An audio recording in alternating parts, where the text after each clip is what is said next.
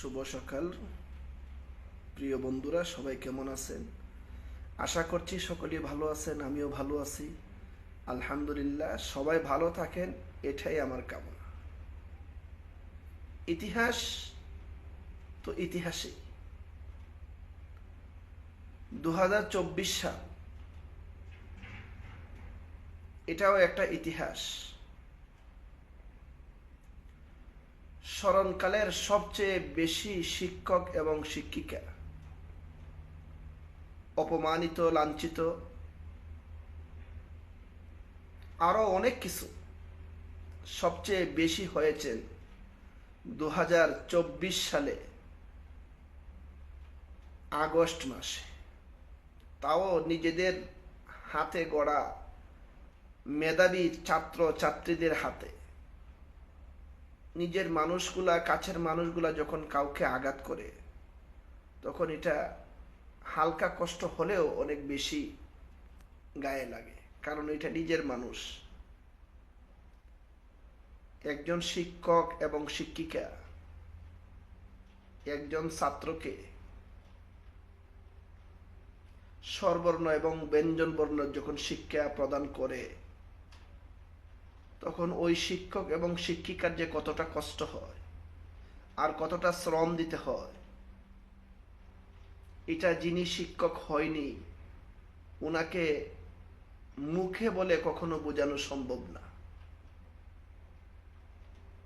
আমার মনে হয় স্বাধীনতার পরে 2024 সালে আগস্ট মাসে 5 তারিখের পর থেকে এই পর্যন্ত যত শিক্ষক শিক্ষিকা অপমানিত, লাঞ্ছিত, লজ্জার শিকার হয়েছেন, স্মার্ট যুগের মেধাবী ছাত্রছাত্রীদের হাতে, যারা আমার বয়সে বড়, যাদের বয়স 50 থেকে 60-70, ওদেরকে প্রশ্ন করলে মনে হয় স্বাধীনতার পরে এমন হয়েছে কিনা ওরা বলতে পারবে না। কারণ বেয়াদবির একটা লিমিট থাকা দরকার।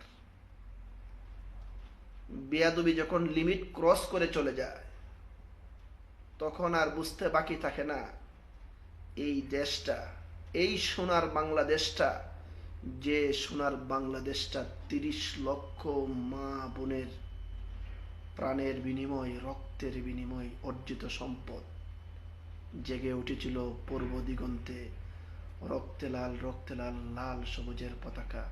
আমার সোনার বাংলা, আমি তোমায় ভালোবাসি। চিরদিন তোমার আকাশ, তোমার বাতাস, তোমার প্রাণে বাজায় বাসি। আজকে যে মেধাবীরা, ওরা কি ভুলে গেছে ইতিহাস? ওরা হয়তো চোখে দেখেনি, কিন্তু বইয়ের পাতায় পাতায় বাংলার ইতিহাস লেখা আছে।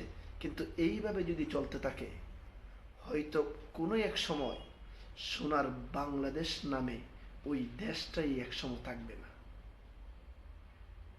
এখনো সময় আছে। আপনারা যারা দায়িত্বে আছেন, দেশকে কন্ট্রোল করুন। দেশের শিক্ষক শিক্ষিকা, সর্বক্ষেত্রের মানুষ গড়ার কারিগরকে যতটা সম্মান দেওয়ার প্রয়োজন, ততটা সম্মানের ব্যবস্থা করুন। আর না হয় এই দেশকে টেকানো কোনোভাবেই সম্ভব হবে না। আর হারিয়ে যদি আমরা আফসোস করি, কোনো লাভ হবে না। ধন্যবাদ সবাইকে।